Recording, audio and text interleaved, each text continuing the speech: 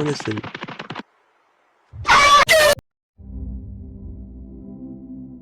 Alam mo ba na madali lang gawin yan? I mean, hindi naman ganun kakomplikado yan eh. 6 na layer at 3 effect lang naman ang ginamit ko dyan. Kaya kung gusto mong matutunan to, panoorin mo hanggang dulo. Hindi ka magsisisi, promise yan. Okay, ngayon ay magsimula na tayo. Ang unang gagawin natin dito ay magke-create tayo ng 2 duplicate niya para gawing shadow at light effect.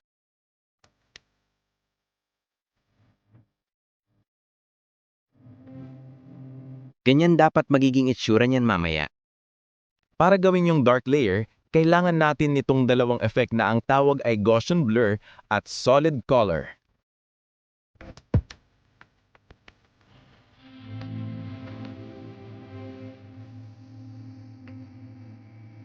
Palitan mo na lang ng kulay at gawin mo yung black. Sa blur naman, ay okay na yung default.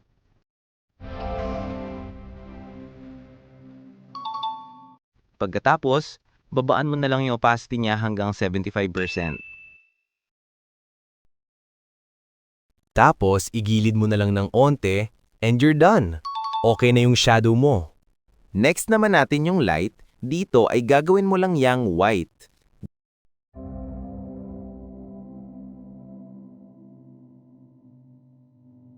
Then, igilid mo ng onte tulad nito at okay na. Ang sunod naman na gagawin natin ay itong puting bilog na magiging parang ilaw natin.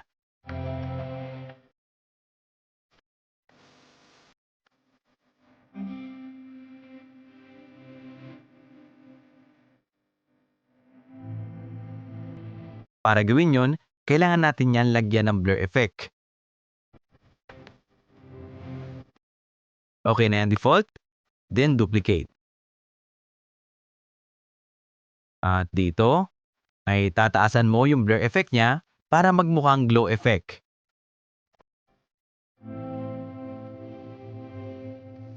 Tapos punta ka naman sa blend at piliin mo yung linear dodge.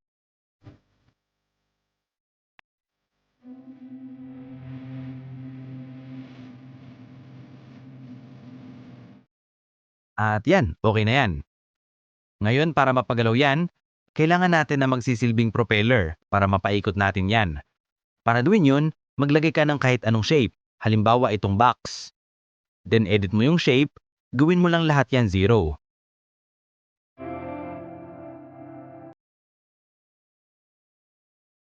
Ngayon, ito na yung magsisilbing propeller natin.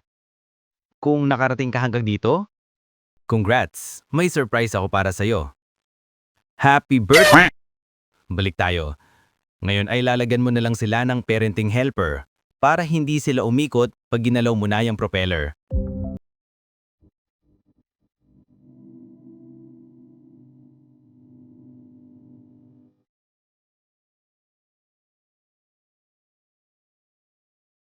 Ang setting natin dito sa rotation, normal to weighted at gawin mong 0.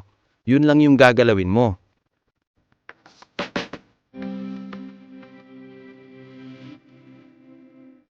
Tapos copy mo yung effect at paste mo dito.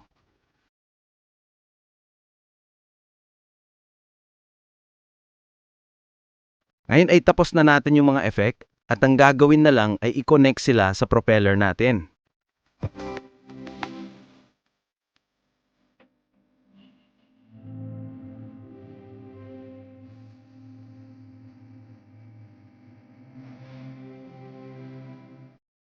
Pag na-connect mo na sila, pwede mo na paikutin at gamitin sa edit mo.